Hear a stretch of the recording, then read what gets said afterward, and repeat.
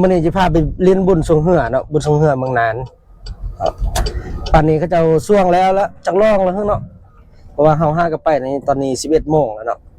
เดี๋ยวจังน้อยไปเบิ่งกันอยู่ในงานเลยไปเจอกันอยู่ในงานเลยเนาะไปเนาะตอนนี้เฮาก็มาฮอดเป็นที่แคมป์ฮอยแล้วเนาะเฮาก็มาฝากรถไปเรียบร้อยแล้ว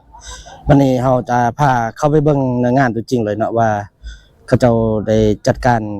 เขาเจ้าได้จัดกิจกรรมมาอย่างใดแล้วเนาะตอนเฮามานี่ก็11 โมงแล้วเนาะเฮามาฮอดนี่11 โมงแล้วมาช่วยมาแรงทุกปีเนาะเดี๋ยวเป็นได้เฮาไปเบิ่งนำกันเลยเดี๋ยวตอนนี้เฮาจะพาเข้าไปในงานเลยเนาะมาทางเก่านี่แล้วเนาะปีกายก็มาทางนี้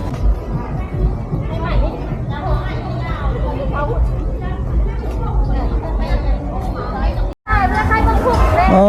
ดูไม่ได้ใช้ปงดงเดี๋ยวนี้ใช้พะนีดเดี๋ยวนี้ใช้มักพอกมักพุกโอ้ไม่จะได้เอาหน้าแสบเนาะดูดูนี่จะมั่งใหม่ธรรมศาสตร์อันนี้นี่หน้าซอกหน้าส้มเนาะแสบก่อนละแสบกินแนวแสบแถวว่าเนาะตอนนั้นบัดนี้ก็มาซื้อซอยอันนี้เศร้าหน่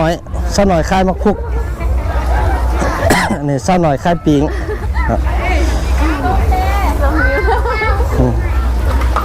บรรยากาศบุญปีนี้ก็ถือว่าโอเคเนาะคนไล่ปกติเดี๋ยวพากันไปเบิ่งทางหน้าเลยเนาะตอนนี้เขาก็มาฮอดจุดแยกแล้วเนาะจุดทางแยกเดี๋ยวเขาจะ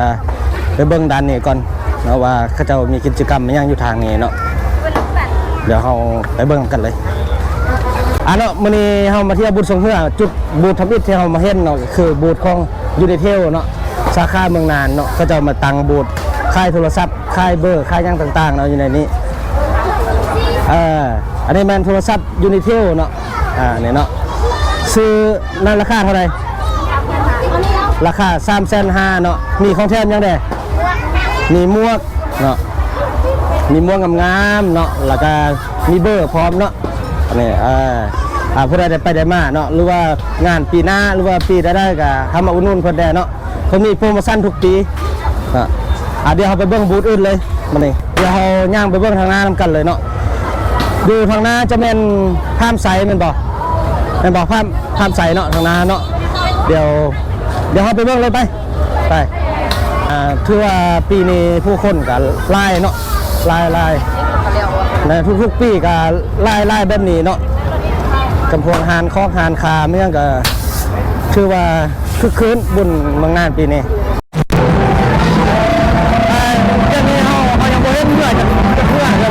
เดี๋ยวจะไม่เอาย่างไปเรื่องทางนั้นไปเพื่อนกันเลย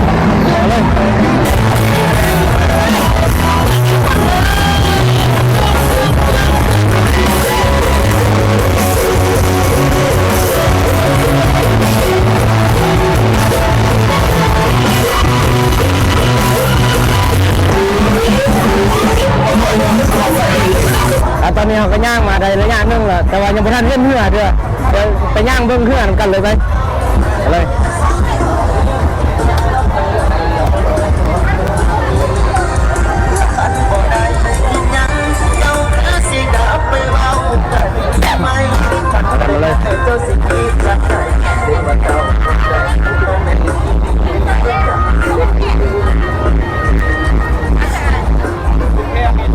เดี๋ยวเราไปอยู่บนขั้วสังเกตเบื้องเหื่อกันเนาะจากนั้นเราไปมาโลกเบื้องสภาพแวดล้อมตัวจริงเนาะโอเคไปแม่ค้าค่ายเก่งที่สุดในเมืองน่านเนาะก็ดูค่ายเครื่องสำอางค่ายเครื่องอย่างต่างๆเนาะผู้ใดที่ได้ผ่านไปผ่านมาก็มาแวะซื้อเด้อ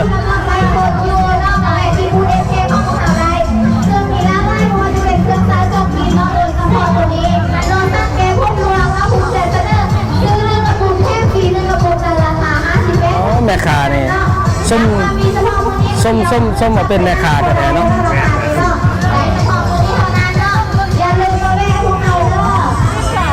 เดี๋ยวนี้เราก็มาฮอดจุดปล่อยเหือเนาะหรือว่าจุดเริ่มต้นการปล่อยเหือเนาะ ก็คือแถวครัวเนี่ยเนาะเดี๋ยวเราจะไปเบิ่งบรรยากาศตัวจริงว่าเขาเจ้ากะเกี่ยมอะไรเนาะแล้วเขาเจ้า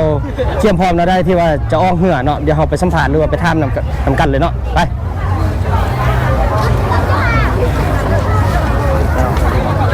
อันนี้แม่นจุดปล่อยเหือหรือว่าจุดเริ่มต้นของเขาเจ้าเนาะ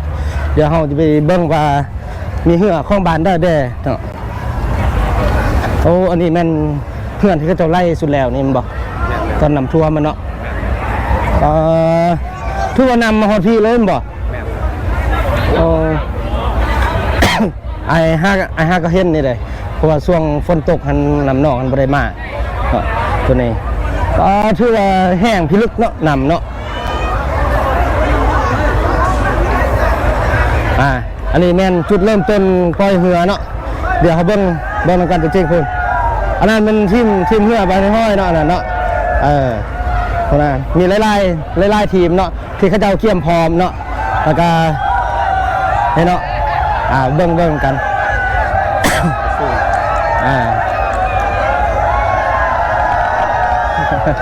คือว่าปีนี้คือคืนดีเนาะปีนี้เนาะ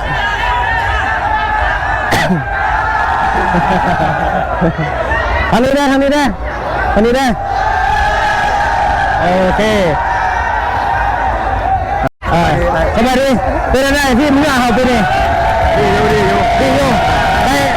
ได้เรื่องจากร่องละซองร่องละชนะลูเซียชนะทางซองแมนโอเคคิดว่าข้องปีนี้คิดว่าจะข้องอันดับใดอยู่บ่เป็นไงน่าจะได้เอา1 นาที1 นาทีอยู่เนาะแมนโอเคที่ว่าอันนี้เป็นทีมเพื่อของบานโพนเนาะช่วงตอนช่วงอยู่ตันเฮียนท่านแม่นนาน้ำเขายังก็นาน้ำธนวัฒน์นาวาเนาะเรานี่แม่นนาน้ำบานเนาะบานโพนเนาะปีก้านี่ได้เป็นอันดับที่เท่าไหร่บานโพนปีก้าได้เป็นอันดับที่3ปีนี้คิดว่าน่าจะอยู่ใน1 นาทีเนาะแม่นเอานาทีนึงให้มันได้เนาะโดยเข้าใจมั่นใจที่ไหนมาเนี่ยมั่นใจลอยเนาะมั่นใจลอยเลย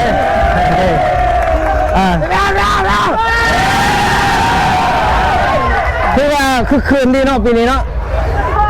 โอเคเข้าใจอะไรโดยเมื่อกี้เขาไปฝากนั่นแล้วเดี๋ยวเขาไปเบิ้งฝากกงข้ามที่ว่ามีซี่พายของบ้านห้อยอยู่เนาะเดี๋ยวเขาจะไปสัมผัสเลยกับไปทำกระเจ้าเบิ้งเนาะทำเบิ้งความรู้สึกของกระเจ้าเป็นอะไรนะแล้วก็ได้ลงจากล่องแล้วเนาะเดี๋ยวไปเบิ้งกันเลย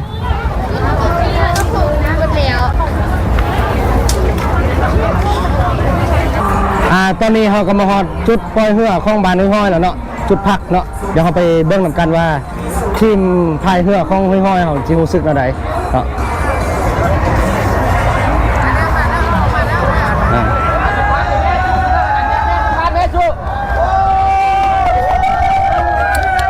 โอ้สัมผัสตัวตึงห้อยๆก่อนเป็นอะไรเพื่อช่วงเขาได้ช่วงจากล่องละสองล่องละชนะจากล่องชนะล่องเจอกับทีมบานใดบานโพนทีมบานโพนกับบานพลหินกับพลหินชนะบานยังพลหินชนะเขาชนะพลหินห้อยชนะพลหินเราเสียให้บานโพนเนาะถือว่าตกไปห้องล่อง1แล้วเนาะเดี๋ยวนี้เขามีโอกาสที่เขาหอบ1 นาทีอยู่ป่ะมีอยู่เนาะเคสันคือว่ามีโอกาสอยู่เนาะเดี๋ยวเรามาเบิ่งติดตามกันเนาะเดี๋ยวพนี้เขาได้ลงจากล่องละ2 ล่องละเสียหรือชนะเสียหมดล่องอีกนึงเจอบานโพนจุ่มลองซ่องเจอบนหินก็อาบวงไป5 เข้าเป็นอะไรเรื่องการสอบเป็นอะไรสันคือว่าเป็นนั่นน่ะอันเรื่องการสอบมันก็บ่ได้สอบได้นะมีแต่12 มื้อเขาสอบแต่ว่ามันเจาะค่าเวียกช่วงเวียกช่วงงานได้เนาะถือว่าช่วง2 ล่องเสียของ2 ล่องเนาะลองต่อไปนี่เจอหงเพียงคิดว่าชนะหรือเสียบูเรื่องคือกันมั่นใจตัวเองไปมั่นใจอยู่โอเคแล้วก็ตองได้ได้ก็ตองชนะเนาะโอเคเอาเป็นกำลังใจให้ด้วยโอเคซ่องเฮาได้สปอนเซอร์แล้วเนาะสปอนเซอร์เขาละ คือว่าได้กินสปอนเซอร์แต่ว่าบ่มีสปอนเซอร์เข้าเพื่อบ่ฮู้ว่าสิมีผู้ใดจ้างโฆษณาหรือบ่เนาะช่องเฮาแต่ก็ยังมีอะไรเนาะแต่ว่ามื้อนี้ได้ละสปอนเซอร์หนึงป้องเนาะโอเคตอนนี้เฮาก็มาฮอเทลจุดปล่อยเรือเนาะที่มีอาหารมีเครื่องดื่มมายังไว้บริการพร้อมเนาะแล้วก็ส้มเรือตอนกำลังจะออกโตเนาะจุดปล่อยเรือเลยเนาะเดี๋ยวเราไปเบิ่งย่างเบิ่งบรรยากาศกันเลย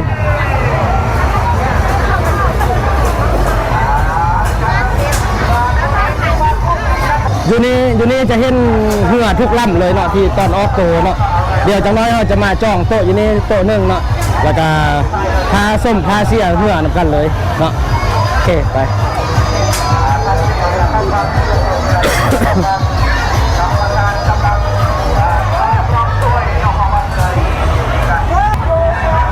เดี๋ยวนี้เรามาเบิ้งจุดปล่อยเรือตอนทำบินนี้ก็เนาะเดี๋ยวเราย่างไปเบิ้งแถวทางในนิดนึงเนาะ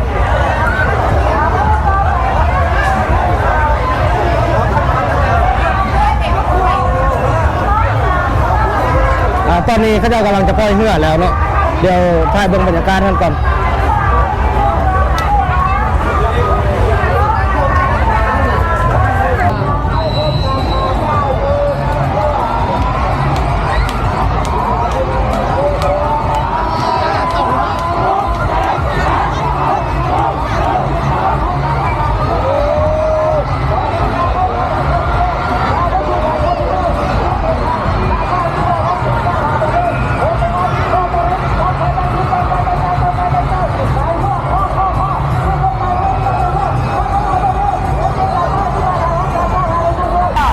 เตรียมตัวแล้ว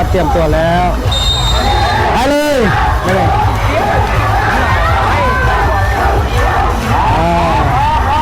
คือว่าทางเดินขั้วนี่นำหน้าไปแล้วเนาะตอนนี้เดี๋ยวตอนนี้เรามาย่างเลาะกันพอดีผู้ช่วยเมื่อกี้พาไปเวียดเขาจะไปเฮ็ดเวียดกันเลยว่าได้มาถ่ายผู้เดียววันนี้เดี๋ยวได้ย่างเลาะคนเดียวเลยวันนี้เดี๋ยวจะพาเบิ้งฟังนี้เนาะเมื่อกี้เลาะเบิ้งฟังนั้นแล้วก็จะมียังแดเนาะนี่ม้วนหายก็พี่อาบอกนะ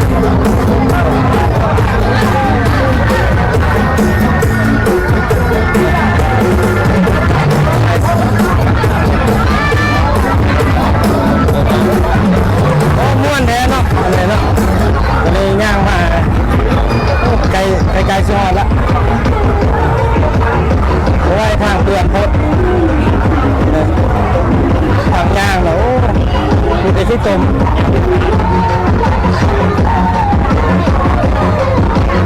คือว่าคนไล่อยู่นะเราเริ่มจุด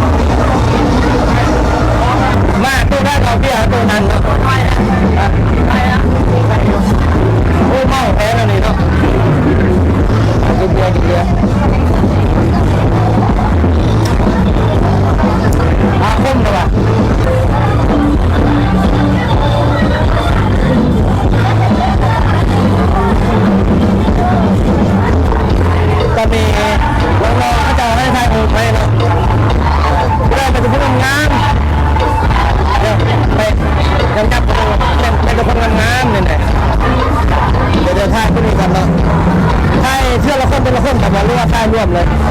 ถ่ายรวมกันเนาะ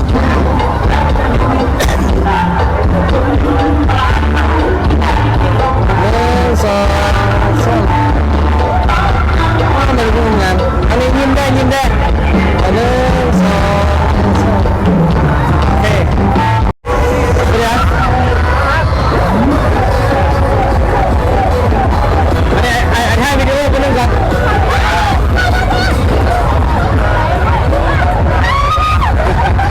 อันนี้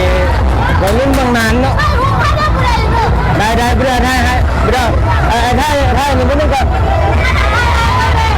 ได้1 2 3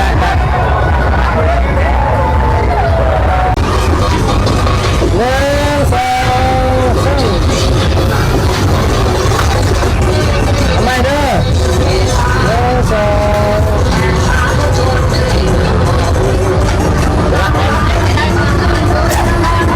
อันนี้ค่าเท่าไหร่ค่าจ้างค่าเงินเราเนี่ยเนาะโอ้นี่มันไทยบันดาลเนาะอะไรเนาะแกงบันดาลโอ้คักแท้นี่บรรยากาศเต็มหัวเต็มที่เลยเนาะโอ้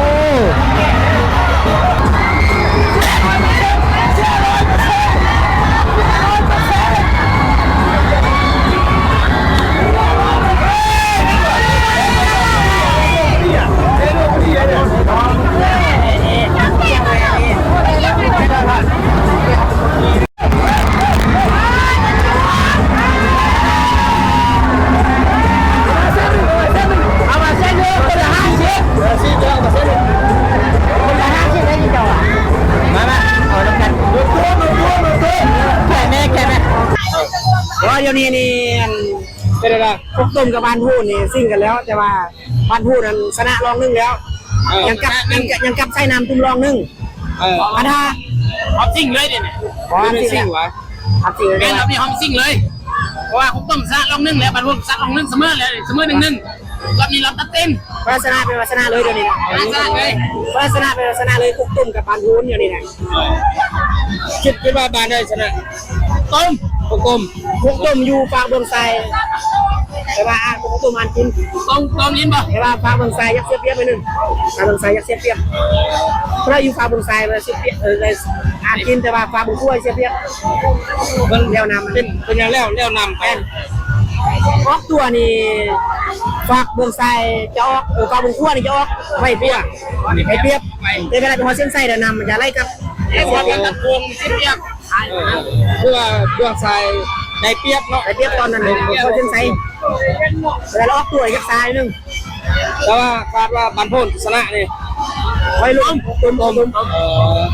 โอเค นึ่งงานสุดท้ายนึงนะ เพื่อมาส้มมาเสียเบิ่งกันเนาะ เนาะตอนนี้คู่ชิงชนะเลิศเนาะ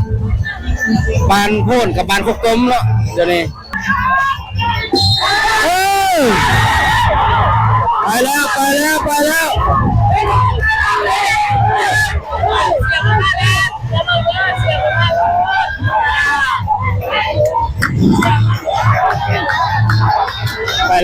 ้วเนาะเดี๋ยวจะหน่อยหลอดผ้าฟังคนเหมือนกัน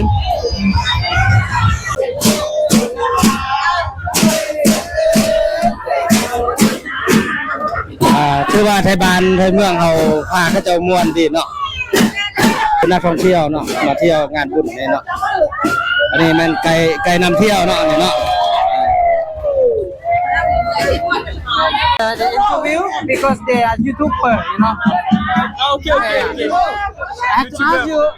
Are you a little bit here. And how about here and festivals this year? It's amazing. There's a lot of people and there's a lot of screaming and I really love music. But you love it. Visit.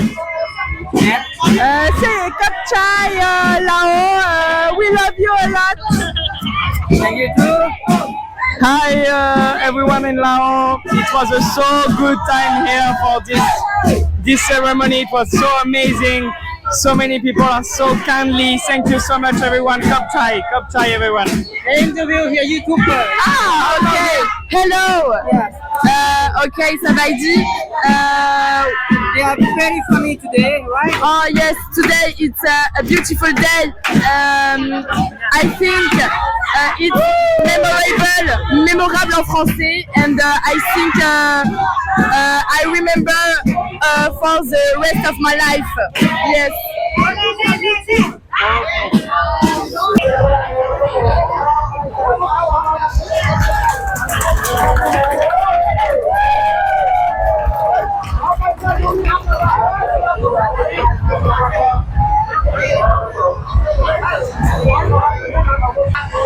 อันนี้แม่นพิธีมอบรับรางวัล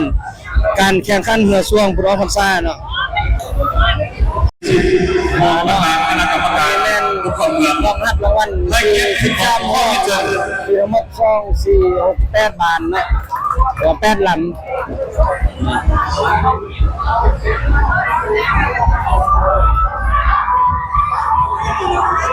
14ห่วมเนาะ อันดับที่14ร่วมได้รับรางวัล3 ล้านกีบมูลค่า3 ล้านกีบบ้านห้วยห้อยเขาก็อยู่ในอันดับที่14ปีนี้ถือว่าตกไป10อันดับเนาะเพราะว่าปีกายอยู่อันดับ4ปีนี้อยู่ในอันดับ14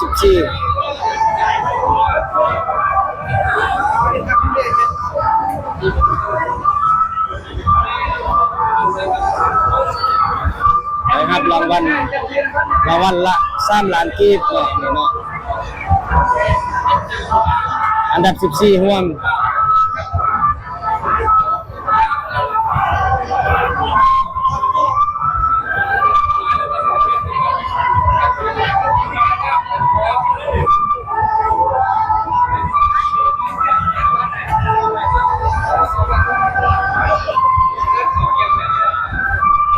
ต่อไปเป็นการมอบรางวัลที่เก่าที่มีอยู่4 ลำ 1. โรงเรียนมอโซกนา 2. บ้านนาเรา 3. บ้านตุกเพียง 4. บ้านพระไพเนาะ เป็นบ้านห้วยห้อยของเนาะ เอาเชิญ อันดับที่ เก่ารวมมีอยู่การเข้าไปในรางวัลที่เก่ารวมคุณสวัสดิ์น้องๆในท่าทัพเรือถ้าเย็บขึ้นมองมารางวัลที่เก่าและนักสิภัยก็เชิญ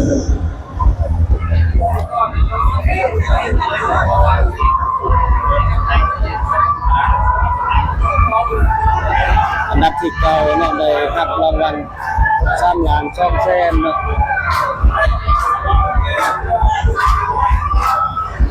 มีอยู่ทั้งหมด4บ้านเนาะตัว4ลำอันนี้เป็นการมอบรับรางวัลแต่ละอันดับเนาะจะมีอันดับที่4เนาะได้รับเงินรางวัล5 ล้าน5แสนกีบเนาะ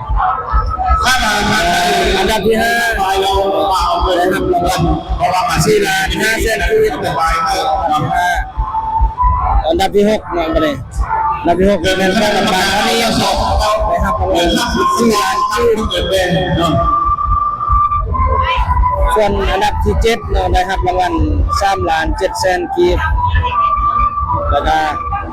อันดับที่สุดท้ายเนาะก็คืออันดับที่8เนาะแม่นได้รับรางวัล3 ล้าน5แสนกีบ เย็บขึ้นมองเข้ารางวัลที่1 5ที่3ขอเย็บเชิญ อันนี้แม่นการมอบรับรางวัลเนาะของอันดับที่1 5ที่3เนาะ